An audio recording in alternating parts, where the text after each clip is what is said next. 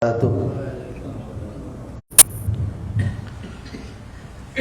billahi minasyaitonir rajim. Bismillahirrahmanirrahim. Bismillahirrahmanirrahim. Bismillahirrahmanirrahim. Asyhadu an la ilaha illallah wa asyhadu anna Muhammadar Rasulullah. Inna lillahi wa inna ilaihi raji'un. Alhamdulillahirabbil alamin wassalatu wassalamu ala asyrafil anbiya'il mursalin wa ala alihi washabbihi ajmain. Subhanallah walhamdulillah wa la ilaha illallah wallahu akbar wa la haula wa la quwata illa billahil aliyil azim. Ada kulli harfin kutiba yuktabu abadal abidin wa darad dahirin. Subhanaka la ilma lana illa ma 'allamtana innaka antal alimul hakim. Allahumma faqihna fid din wa 'allimna at-ta'wil wat tafsir. Rabbi zidna ilman nafi'an warzuqna fahman wasi'an. Alfa fi salatin wa alfa fi salamin alaika ya sayyidal awalina wal akhirin. Amma ba'd. Jamaah Bapak Ibu Masjid Asy-Syuhada yang saya hormati, yang insyaallah selalu dirahmati, diberkahi, diridhoi dan dicintai Allah Subhanahu wa taala dan didoakan oleh para malaikat rahmat. Amin ya rabbal alamin. Walhamdulillahilladzi bi ni'matihi tatimmus shalihat. Allah masih mempertemukan kita pada kajian malam hari ini dalam keadaan sehat walafiat. Semoga Allah selalu memberikan kepada kita semuanya keistiqomahan untuk senantiasa berbuat kebaikan dan ketaatan kepada Allah dan Rasulnya dan seluruh makhluknya yang ada di alam semesta ini. Amin ya rabbal alamin. Alhamdulillah, pada malam hari ini kita masih melanjutkan tafsir dan tadabbur dari surat Abasa. Pada pertemuan yang lalu kita sampai di ayat kelima ya. Maka pada malam hari ini kita masuk di ayat yang keenam. Qala Allah Ta'ala, firman Allah Subhanahu wa taala fi surah Abasa, di dalam surat Abasa. A'udzu billahi minasyaitonir rajim. Aku berlindung kepada Allah Subhanahu wa taala dari godaan, kejahatan, keburukan dan kesesatan setan yang terkutuk. Bismillahirrahmanirrahim. Dengan nama Allah yang Maha Pengasih lagi Maha Penyayang. Abasa wa tawalla, dia yaitu Nabi Muhammad SAW berwajah bermuka masam dan berpaling, yaitu wajahnya cemberut ya. Anja'ahul a'ma, karena seorang buta, seorang yang tunanetra telah datang kepada Nabi Muhammad SAW. Yaitu siapa dia? Abdullah bin Ummi Maktum. Wa ma yudrika la'allahu yazakka, dan tahukah engkau Muhammad barangkali Abdullah bin Ummi Maktum ya ingin menyucikan dirinya dari dosa. Aw yadzakaru fatanfa'hu dzikra, atau dia Abdullah bin Ummi Maktum ya ingin mendapatkan pengajaran yang memberi manfaat kepadanya. Amma manistaghna, adapun orang yang merasa dirinya serba cukup ya, yaitu pembesar-pembesar Quraisy ya, dan para bangsawan. Kemarin sudah saya jelaskan ayat 1 sampai ayat yang kelima ya. Maka sekarang kita masuk di ayat yang ke-6. Firman Allah Subhanahu wa taala, fa anta lahu tasadda. Fa anta, maka kamu, lahu kepadanya, tasadda menghadap, maka engkau yaitu Nabi Muhammad SAW memberi perhatian kepadanya. Sahabat Abdullah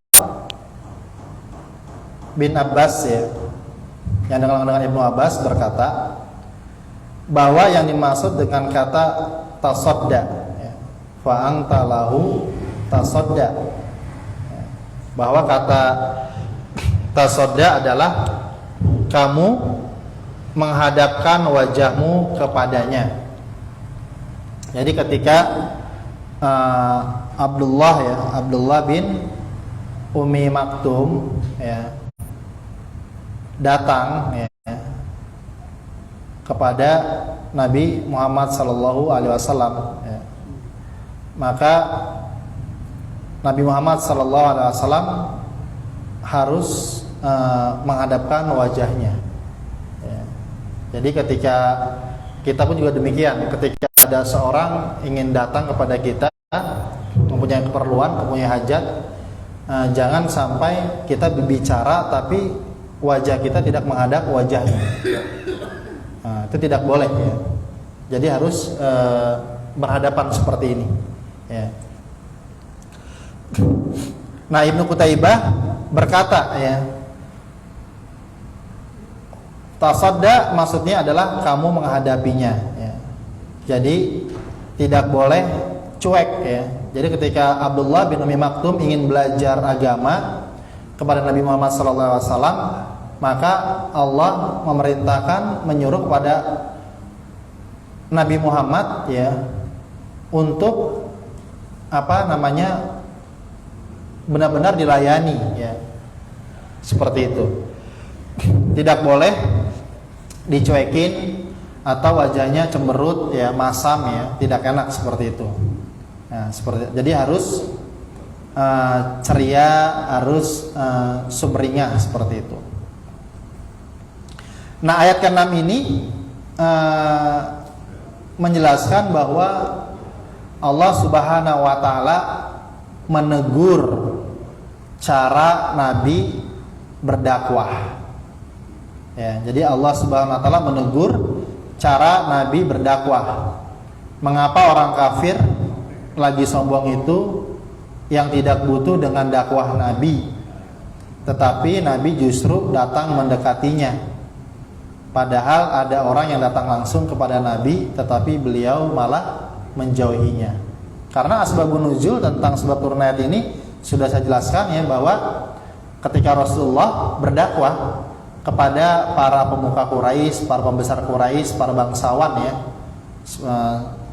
seperti itu, baik dia Ubay bin Khalaf, ya, ada siapa lagi, Utbah bin Rabi'ah, ya, kemudian Abu Jahal bin Hisham, Umayyah bin Khalaf, ya, Al-Walid bin Al-Mughirah, Al-Abbas bin Abdul Muthalib, ya. Tiba-tiba datang Abdullah bin Ummi Maktum, ya. Rasulullah diamkan, cuekan, ya, seperti itu. Maka turunlah surat Abasa ini, ya. Maka jangan dicuekin, jangan berwajah bermuka masam, jangan berpaling, nah, seperti itu. Makanya di ayat 6 ini, fa anta lahu tasadda, engkau Nabi Muhammad memberi perhatian kepadanya. Jadi Allah menegur cara Nabi berdakwah.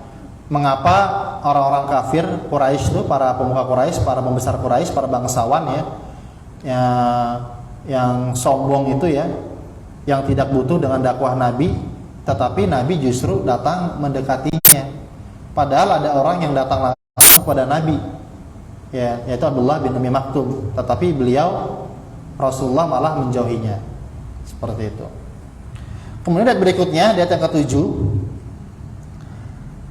wa ma 'alaika alla yazakka, wa ma, dan tidak, 'alaika, atas kamu, alla, jika tidak, yazakka, dia membersihkan diri, ya.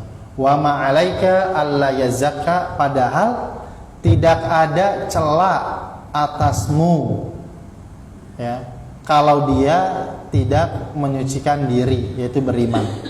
Maksudnya apa? Tidak ada celaan kepadamu mengenai tidak bersucinya dia dengan Islam dari noda kemusyrikan. Jadi ketika Rasulullah berdakwah kepada para pemuka, pembesar, dan bangsa Quraisy, ya, mengajak mereka untuk masuk Islam. Maka ketika mereka ini pemuka pembesar Quraisy ini tidak mau masuk Islam, ya maka tidak ada celah untuk Nabi Muhammad Sallallahu Alaihi Wasallam, ya, seperti itu. Memang secara logika, jika para pembesar, pemuka, saudagar, ya, kaya raya itu masuk Islam, maka banyak yang akan mengikutinya. Ya. Ini secara logika ya. Jadi Rasulullah itu lebih mengutamakan, mengedepankan para pembesar Quraisy nih, para bangsawan ya, seperti itu. Jadi secara logika, jika para pembesar saudagar kaya raya itu masuk Islam, maka banyak yang akan mengikutinya. Tetapi andai saja mereka tetap kafir, ya, maka hal itu tidak jadi masalah dan bukan urusan Rasulullah. Ya. Kenapa? Karena tugas Nabi hanya berdakwah. Ya, balighu anni walau ayah, sampaikan kepada siapapun mereka, ya, termasuk pembesar Quraisy ini, walaupun satu ayat. Ya. Perkara hidayah, petunjuk sepenuhnya hanya di tangan Allah Subhanahu wa Ta'ala. Jadi tidak ada dosa pada diri Nabi jika mereka ini, para pembesar pemuka Quraisy ini, ya, tetap kafir. Nah, seperti itu.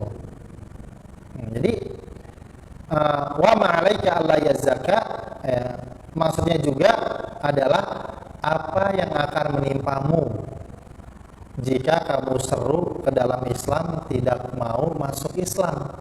Artinya bahwa tugas Rasulullah hanyalah menyampaikan dan tidak bisa menyalahkan Rasulullah karena beliau telah berusaha mengajak dan menjelaskan Islam kepada mereka, yaitu para pemuka pembesar Quraisy dan bangsawan Quraisy.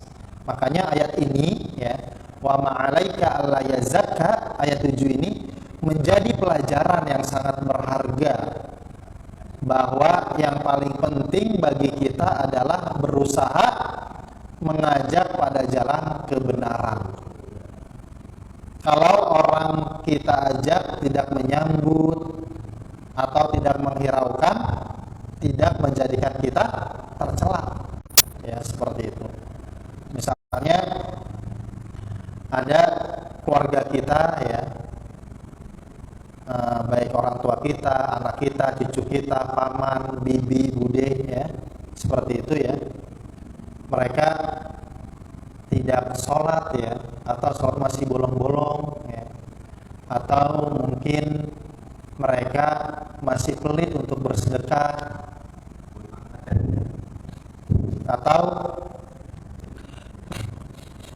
mereka masih suka berjudi, ya, seperti itu kan, ya. Maka kita sampaikan, ya, kita sampaikan, ya, qulil haqqa walau kana murra, ya, sampaikan kebenaran walaupun itu pahit, seperti itu, dengan berbagai cara lah, metode yang baik, ya, seperti itu, kepada orang tua kita, ya, anak kita, cucu kita, ya, atau kepada kerabat, sahabat, teman, seperti itu. Ya, kita berusaha mengajak pada jalan kebenaran. Kemudian ketika orang yang kita ajak ini, ya, tidak menyambut, ya, atau tidak menghiraukan, ya, tidak menjadikan kita tercela, seperti itu. Wa ma'alaika alla yazakka, seperti itu. Kemudian setelah itu Allah menyebutkan tentang Abdullah ibnu Ummi Maktum, ya, di ayat ke-8, ya, firman Allah Subhanahu wa taala, wa amma man ja'aka yas'a, wa amma, dan adapun, man, orang yang ja'aka, datang kepadamu, yas'a, dengan bersegera. Adapun orang yang datang kepadamu dengan bersegera untuk mendapatkan pengajaran, Nah, di situ ada redaksi yas'a ya. Jadi wa amma, dan adapun man, orang. Siapa dia? Yaitu Abdullah bin Ummi Maktum ya. Abdullah ibnu Ummi Maktum ya.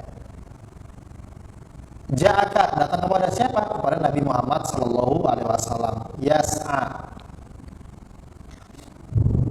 Ada dua pendapat tentang penafsiran kata yas'a ya. Yang pertama adalah yas'a itu berjalan. Berjalan.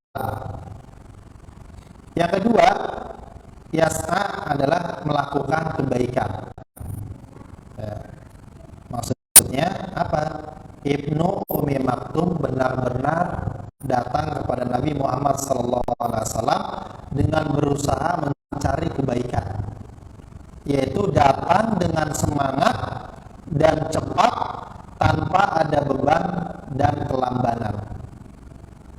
Ibnu Ummi Maktum mendatangi Nabi Muhammad untuk mendapatkan pengajaran Islam dan ingin menyucikan hatinya. Akan tetapi perhatian beliau Nabi Muhammad SAW lebih banyak kepada para pemuka, pembesar dan bangsawan Quraisy.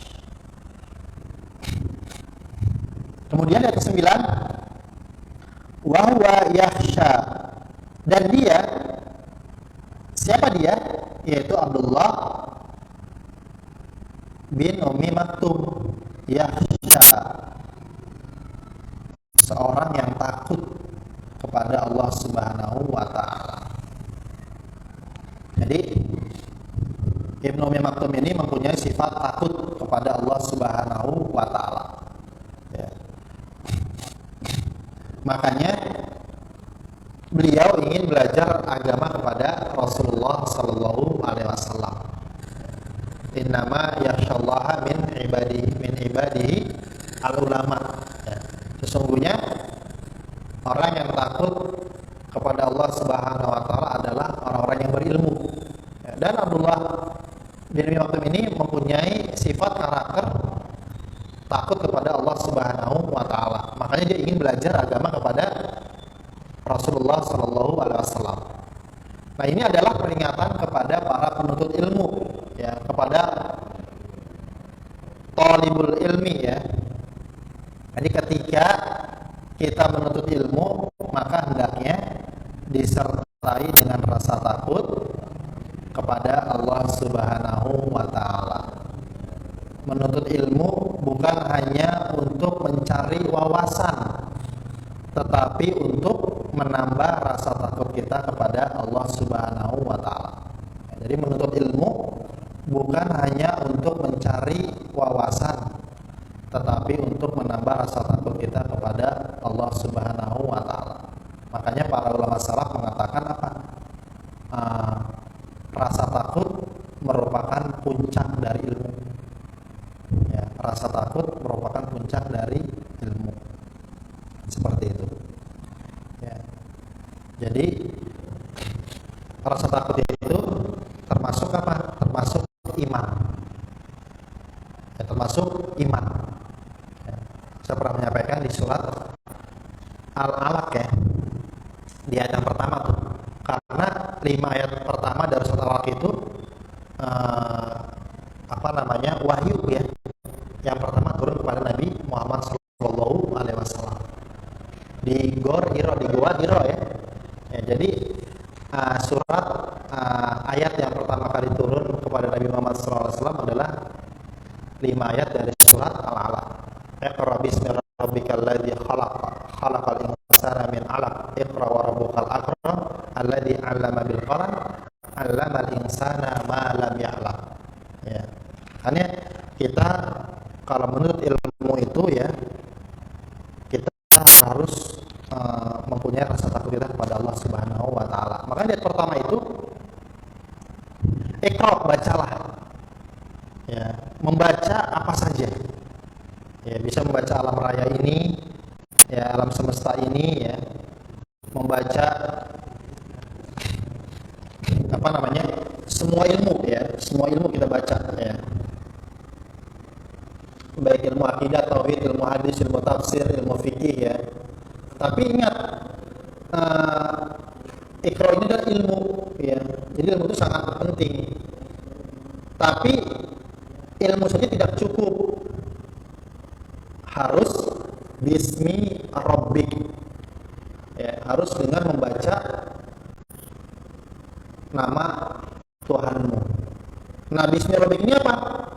Iman, ya. Bismi rabbik ini adalah iman, ya. Makanya rasa takut itu bagian dari iman. Jadi ilmu dan iman ini harus sinkron, ya, nggak boleh dipisahkan satu sama lain.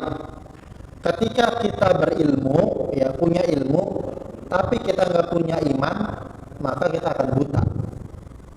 Sebaliknya, kita punya iman, ya, tapi kita nggak punya ilmu, maka akan lumpuh. Seperti itu. Makanya kalau kita berkaca di pemerintahan misalnya kan, mengapa sih banyak orang yang bekerja di pemerintah gitu kan, ya sudah lumrah lah ya, sudah rahasia umum lah ya. Ada misalnya beberapa orang di menteri, ya kan, di DPR, ya, dan dimanapun ya, mereka melakukan korupsi, ya. Ya, para koruptor pun banyak di dunia ini ya, daripada di negeri kita kan. Seperti itu. Kenapa? Mereka punya ilmu, mereka S2, S3, ya, bahkan bergelar prof, ya, alumni Eropa, ya, alumni Amerika kan. Tapi mereka hanya Iqra saja punya ilmu, ya. Tapi mereka tidak punya iman, tidak punya bismi rabbik, ya, makanya mereka apa? Buta, ya. Seperti itu. Sebaliknya, kita punya iman, ya, keyakinan, ya, rasa takut kita kepada Allah, tapi kita nggak punya ilmu, maka akan lumpuh juga. Jadi antara apa namanya, iman dan ilmu ini harus berbarengan, harus dimiliki oleh seorang thalabul ilmi, penuntut ilmu, ya. Jadi berilmu tidak punya iman akan buta, sebaliknya beriman punya iman tidak berilmu akan lumpuh. Makanya Abdullah Ibnu Umi Maktum ini, ya, Abdullah bin Umi Maktum ini, beliau mempunyai dua, ya, beliau mempunyai ilmu, ya, seperti itu, ya, dan beliau mempunyai iman. Nah, seperti itu. Wa amma man ja'aka yas'a, ya. Nah, seperti itu. Pertama, beliau apa? Dasarnya Abdullah bin Umi Maktum ini punya ilmu apa? Yaitu di ayat yang ketiga, ya, ada redaksi la'allahu yazakka. Kemudian ayat keempat, au yadzakaru fatanfa'u dzikra. Kemudian di ayat ke-8 ini ada redaksi apa? Yas'a, yaitu redaksi bahwa Abdullah bin Umi Maktum ini mempunyai sifat karakter ilmu, ya, orang yang berilmu. Dan dia juga bukan hanya berilmu, tapi dia mempunyai iman, wa huwa yakhsha, ya. Dia takut kepada Allah Subhanahu wa taala. Makanya Ibnu Umi Maktum ini karena mempunyai sifat takut kepada Allah, makanya dia ingin belajar agama kepada Rasulullah sallallahu alaihi wasallam. Kemudian berikutnya, dia ada ke-10. Fa'anta anhu talaha. Fa'anta, lalu kamu, anhu, darinya, talaha, acuh, ya. Malah engkau, ya Rasulullah Nabi Muhammad SAW, acuh, abaikan, ya. Jadi ketika Ibnu Umi Maktum ingin belajar Islam kepada Nabi Muhammad abaikan, ya. Lebih memprioritaskan, lebih mengutamakan para pembesar, pemuka, dan bangsawan Quraisy, seperti itu.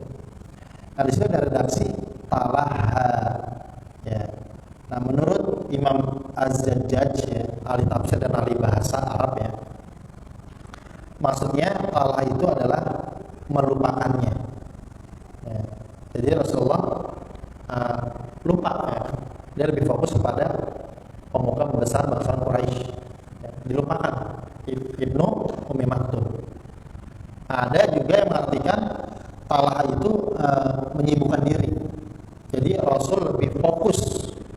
untuk menyibukkan diri kepada pemuka pembesar bangsa Quraisy daripada kepada Ibnu Umi Maktum, seperti itu. Nah, Ibnu Umi Maktum diabaikan oleh Rasulullah SAW ketika ingin belajar agama. Maka hikmah yang bisa kita ambil, ya, yang bisa kita petik adalah tidak boleh memberikan perhatian kepada orang-orang yang merasa cukup, seperti para pembesar, pemuka, dan bangsawan Quraisy, dan mengabaikan, mencuekkan, mengacuhkan orang fakir yang mencari kebaikan. Dengan demikian, seorang muslim belajar bahwa orang-orang yang merasa cukup tidak boleh berwajah dan bermuka masam di hadapan orang fakir, dan tidak boleh memperhatikan atau berpaling kepada orang kaya, seperti itu. Makanya dari ayat 10 ini, ya, wa ba'dul ulama, ya, sebagian ulama, ya, mengatakan, ya, dari sini dapat diambil faidah bahwasanya dalam berdakwah hendaklah tidak pandang bulu bagaimanapun objek dakwahnya, antara orang kaya ataupun orang miskin. Meskipun mendakwahi orang kaya memiliki kebaikan maslahat yang besar, tetapi tidak boleh sampai melalaikan dakwah kepada orang miskin. Bisa jadi, ya, ada sebagian dai, ya, sebagian kiai, mungkin sebagian ustadz atau sebagian habib, ya, mungkin, ya, bisa jadi, ya, yang hanya perhatian dengan orang kaya. Jika yang mengundangnya orang miskin, maka dia tidak akan datang. Kenapa? Karena amplopnya kecil, pemberiannya sedikit. Orang seperti ini tidak mencari akhirat dalam dakwahnya. Pada asalnya tidak masalah ketika melakukan variasi di dalam dakwah, semisal berdakwah di kantor-kantor, di pabrik-pabrik, di perusahaan, ya, berdakwah di kalangan orang-orang kaya. Namun orang miskin juga tidak boleh dilupakan. Karena salah satu tujuan utama kita berdakwah adalah agar bisa diamalkan oleh orang lain. Ya. Terkadang jika kita berdakwah dengan orang kaya, ya, terkadang dia datang dengan keangkuhan dan sombong, sehingga kadang tidak ingin mendengarkan kebenaran yang kita sampaikan. Berbeda dengan orang miskin, dia datang dengan tujuan agar bisa mengamalkan ilmu tersebut, sehingga pahalanya akan ikut mengalir kepada kita. Nah, makanya ayat 10 ini fa'anta anhu talaha, seperti itu. Bahwa sebagian ulama berpendapat kita berdakwah kepada orang kaya maupun kepada orang miskin, ya, tidak boleh memilah-milah, seperti itu. Ya, terkadang, ya, itulah ujian, ya, godaan, ya, godaan para pendakwah, ya, para ustadz, para kiai, para dai, ya, para habib, ya. Kadang kalau kayak seperti mohon maaf, dapat khotib, ya, khotib Jumat itu, ya. Itu di Jakarta ada, ya, nggak perlu saya sebut nama lembaganya, ya. Saya pernah diajak, ya, oleh teman saya, bilang, Mas Agus, yuk kita daftarin lembaga tersebut, ada di Jakarta nih, ya, itu. Nah, nanti antum bisa khotib tiap Jumat, katanya, seperti itu. Itu. Nanti ada persenannya, seperti itu. Kemudian di antara pas ketika saya ke situ, ada berapa ustadz di situ, ngomongnya amplop, ya kan, seperti itu. Antum di mana?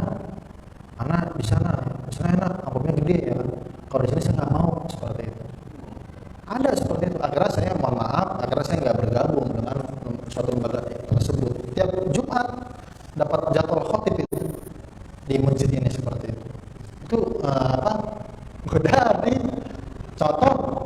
pengalaman ya Pak ya. Contoh gini, saya juga pernah tuh Pak begini. Misalnya Jumat besok saya ada di masjid A, ya. Kemudian tiba-tiba hari Kamis ada salah satu orang perusahaan nelpon saya, Ustaz, Ustaz ini berhalangan, ya kan, sakit, bisa nggak besok Jumat di perusahaan kami seperti itu. Itu iblis luar biasa. Iya. Udah ambil aja nih, ambil dia nih perusahaan ini, yang masjid A ini, Robbana admin menantu seperti itu. Seperti itu Pak. Nah seperti itu luar itu ada lembaga sampai sekarang. Ya, karena saya nggak mau daftar seperti itu karena ketika saya kumpul di situ udah nggak jauh dari amplop seperti itu. Bahkan juga ada di salah satu masjid Jakarta Utara ini ya, di daerah Sunter ya. Itu saya masih ngisi juga tuh jadwal khotib Pak ya. Itu saya dapat setahun dua atau tiga kali di Sunter. Gitu. Itu mohon maaf Pak ya, itu ketua masjidnya sampaikan ke saya itu amplopnya kecil Pak. Ya, seperti itu. Sampai ketua masjidnya bilang sama saya, maaf Ustaz Agus, kok antum masih mau gitu khotib Jumat di masjid kami gitu, seperti itu. Ya saya sampaikan, mohon maaf Pak ya kan, niat saya khotib ya 3, saya bilang.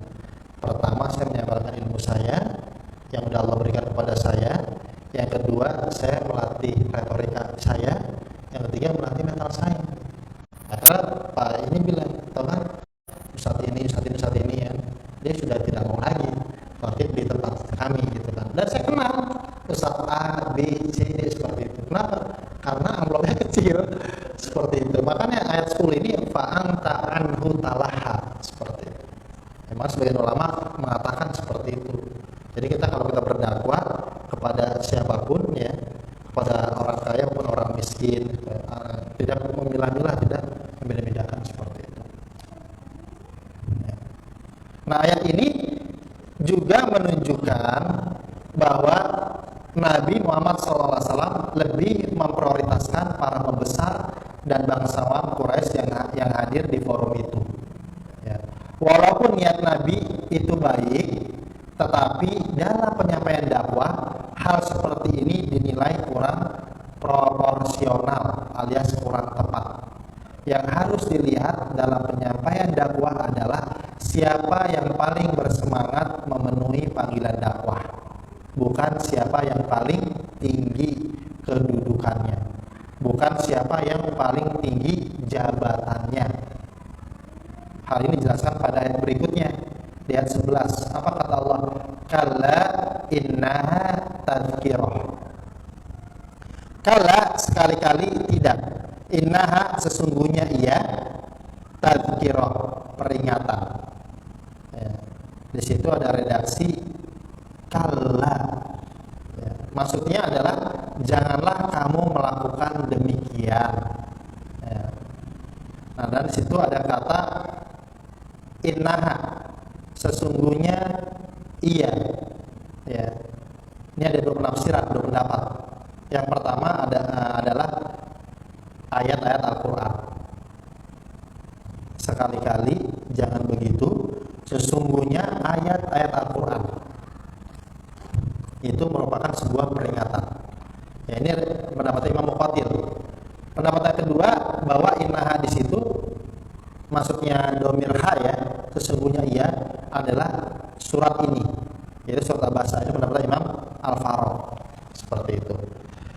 Makanya firman Allah ya, kenapa ini pakai redaksi kala ya, bisa datang dalam dua makna ya. Terkadang kala itu artinya la, tidak ya.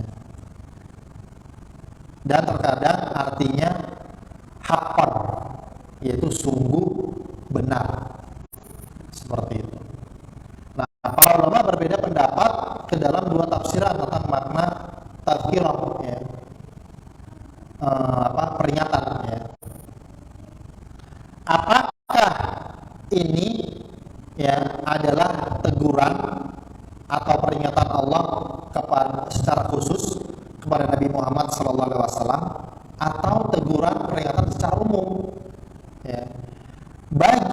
berpendapat ini adalah teguran khusus kepada Nabi Muhammad, ya, maka kala maknanya adalah la, tidak. Sehingga firman Allah, kala innaha tadhkirah, artinya sekali-kali jangan begitu, sungguh itu suatu peringatan. Seakan-akan Allah berkata, sekali-kali jangan begitu wahai Muhammad, janganlah engkau semangat kepada orang kaya yang kafir sementara engkau berpaling dari orang mukmin yang miskin. Nah, ini kalau kala maknanya la, ya. Tapi bagi yang berpendapat bahwa peringatan ini umum, ya, kepada kaum muslimin, ya, maka kala maknanya adalah hakon. Apa arti hakon? Sungguh benar. Maka arti firman Allah, kala inna tadhkirah, artinya apa? Maksudnya sungguh benar. Sungguh ini adalah peringatan. Sehingga jadilah ayat ini peringatan kepada kaum muslimin secara umum. Dan ini adalah pendapatnya Imam Ibnu Katsir, ya, di dalam tafsirnya. Beliau berkata dalam tafsirnya, ya, apa?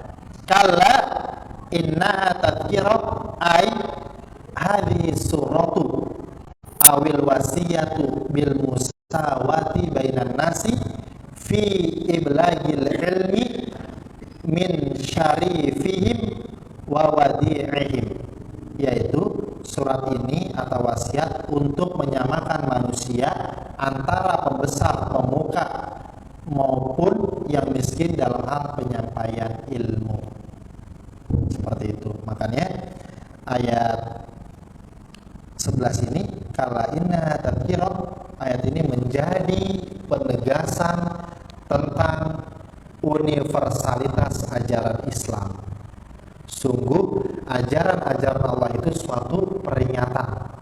Ajaran Islam adalah peringatan bagi siapa saja tanpa melihat status sosialnya. Apakah dia itu bangsawan atau rakyat jelata? Apakah dia seorang nabi ataupun manusia biasa? Semuanya harus memperhatikan peringatan-peringatan dari Allah Subhanahu wa ta'ala. Kemudian ayat berikutnya, ayat ke-12, faman syaa dzakarah.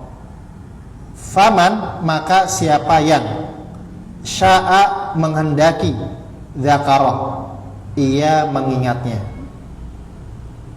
Siapa yang menghendaki tentulah akan memperhatikannya. Nah, ayat 12 ini sama, ya, dengan ayat 55 surat Al-Mudaththir. Redaksinya sama. Faman syaa dzakarah. Siapa yang menghendaki tentulah akan memperhatikannya. Orang-orang yang menghendaki ajaran kebenaran tentu akan memperhatikan peringatan-peringatan yang datang dari Allah.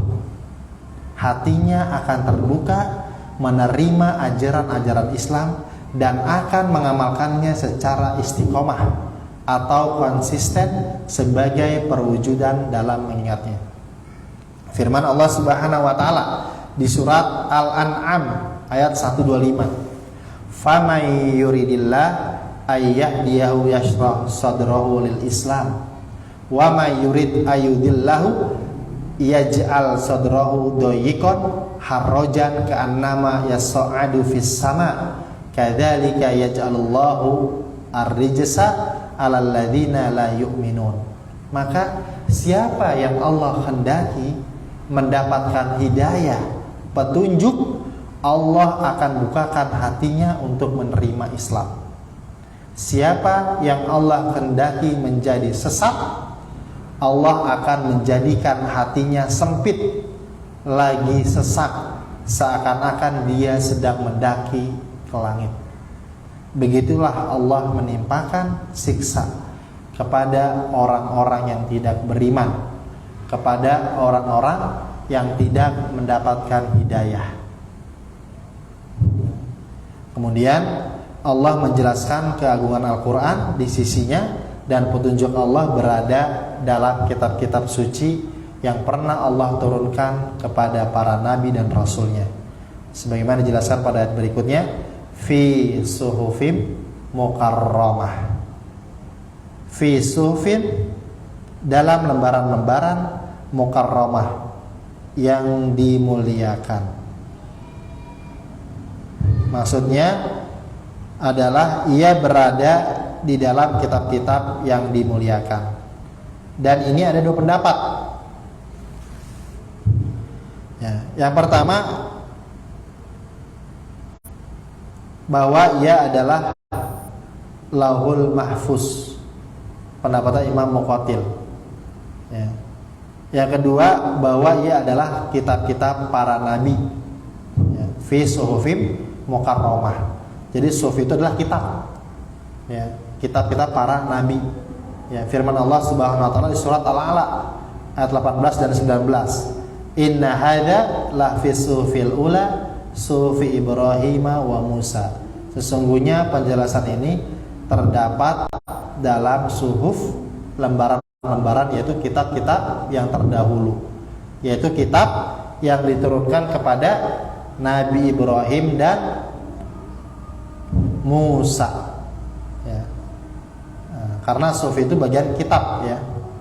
Jadi kitab para nabi itu ada suhuf, ada Taurat, ada Zabur, ada Injil, ada Al-Quran. Ya, jadi ada 5. Ya. Jadi ada 5 kitab yang Allah turunkan kepada nabi dan rasulnya, yaitu suhuf. Kemudian yang kedua Taurat, yang ketiga Zabur, yang keempat Injil, dan yang kelima Al-Quran. Dan saya pernah menyampaikan bahwa Allah Subhanahu wa taala menurunkan 104 kitab, ya, kepada nabi dan rasulnya. Ya. Saya pernah menyampaikan, ya, bahwa Allah menurunkan 104 kitab kepada nabi dan rasulnya. Ya. Dan Al-Quran itu mukhtasarun, ringkasan dari 103 kitab. Ya, baik. Saya pernah sampaikan, ya. Ya, jadi Al-Quran itu ikhtisar atau mukhtasar, ringkasan dari 103 kitab. Bukannya Al-Quran itu kitab penyempurna, kitab pelengkap dari kitab-kitab sebelumnya. Ya, jika dia mengatakan bahwa Al-Quran itu kitab pelengkap, kitab penyempurna dari kitab-kitab sebelumnya, sebutkan surat apa dan ayat berapa. Saya harus sampaikan, Pak, ya. Nah, seperti itu. Kenapa? Karena yang namanya suhuf, Taurat, Zabur, Injil itu sudah sempurna, sudah lengkap. Ya, sudah sempurna, sudah lengkap. Dan Al-Quran itu ikhtisar atau mukhtasar, ringkasan dari 103 kitab, seperti itu.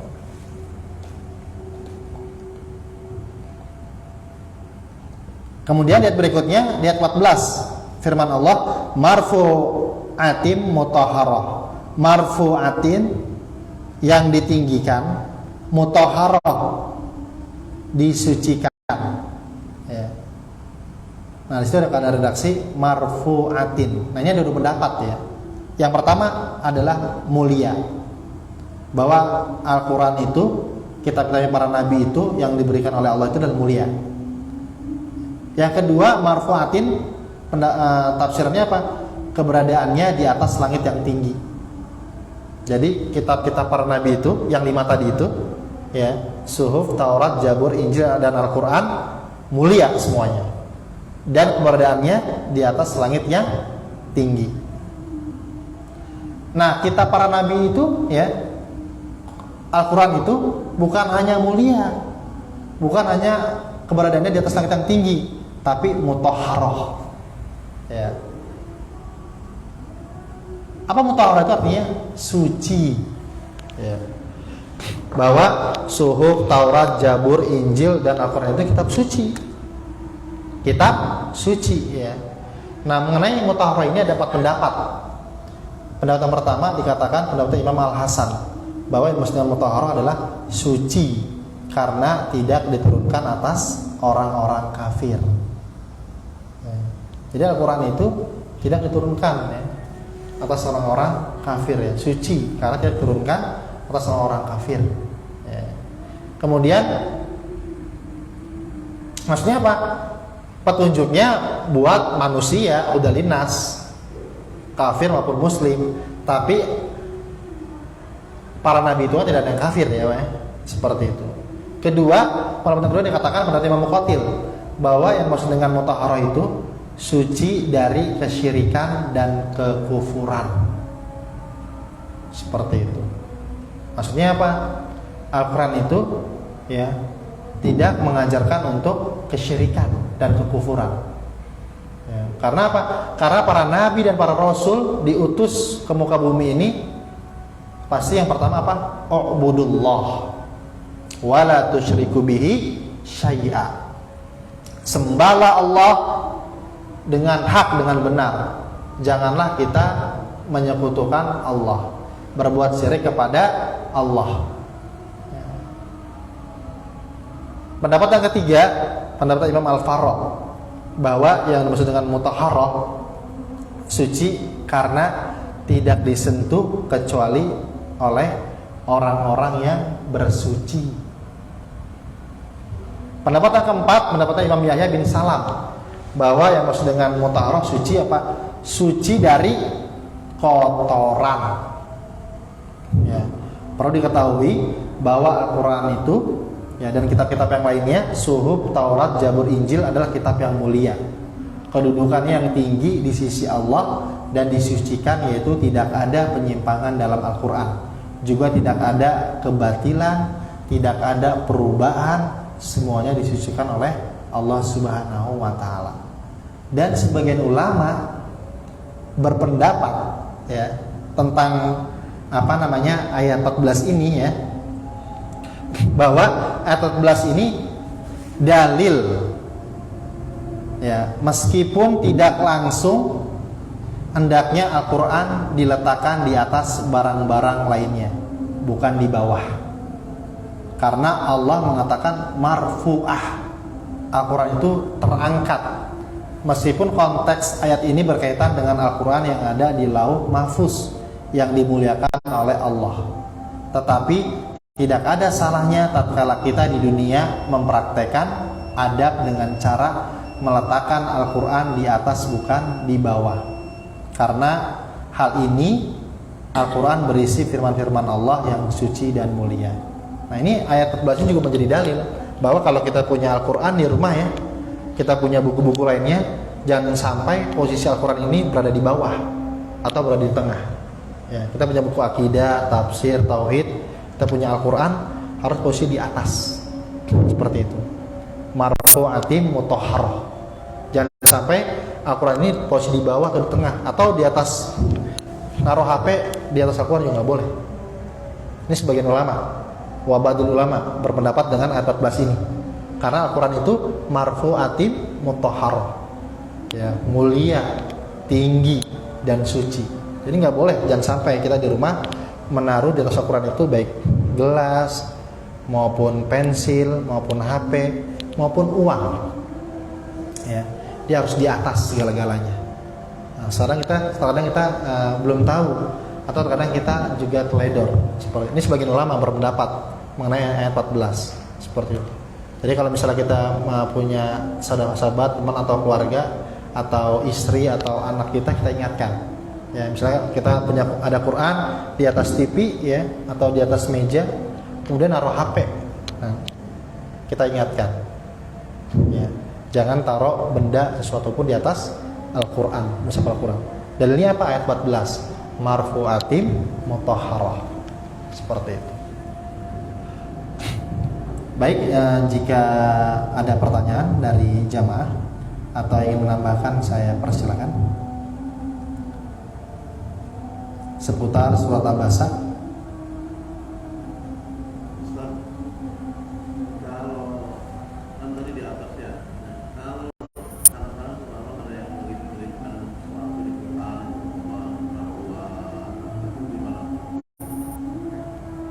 Ya, baik Pak Haji.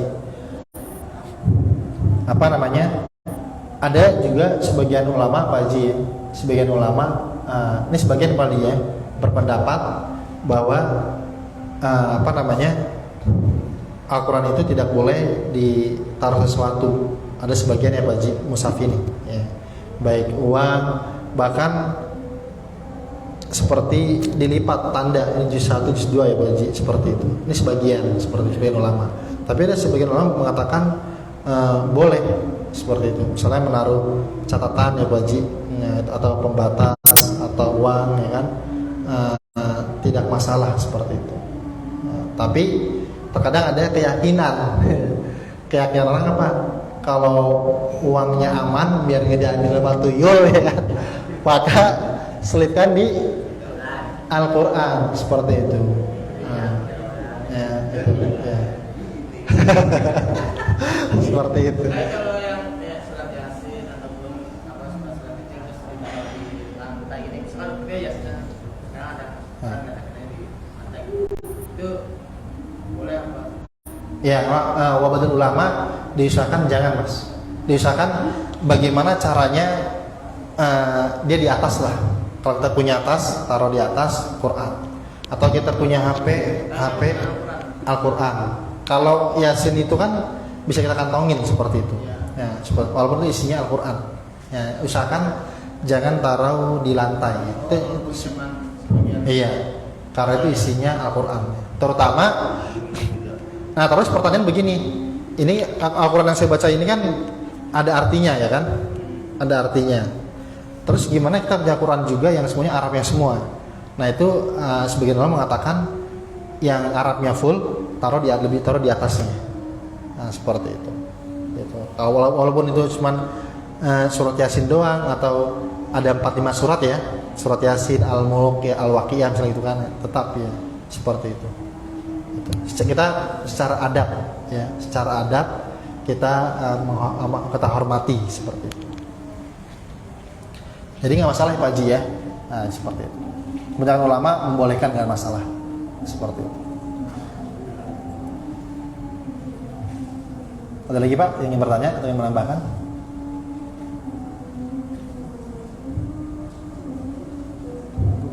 Nah, baik. Jika tidak akan bertanya, kita cukupkan sampai di sini. Insya Allah pertemuan akan datang kita masuk di ayat ke-15 di surat Abasa. Semoga di pertemuan malam hari ini Allah Subhanahu wa taala mengampuni dosa-dosa kita, menerima amal-amal ibadah kita, dan kita saling mendoakan semoga Allah panjangkan umur kita untuk senantiasa berbuat kebaikan dan ketaatan kepada Allah dan Rasulnya dan seluruh makhluknya yang ada di alam semesta ini. Mari kita tutup kajian ini dengan hamdalah. Alhamdulillahirabbil alamin. Subhanakallahumma wa bihamdika asyhadu an la ilaha illa anta astaghfiruka wa atubu ilaik. Kurang lebihnya mohon maaf. Wabillahi taufiq wal hidayah. Wassalamualaikum warahmatullahi wabarakatuh.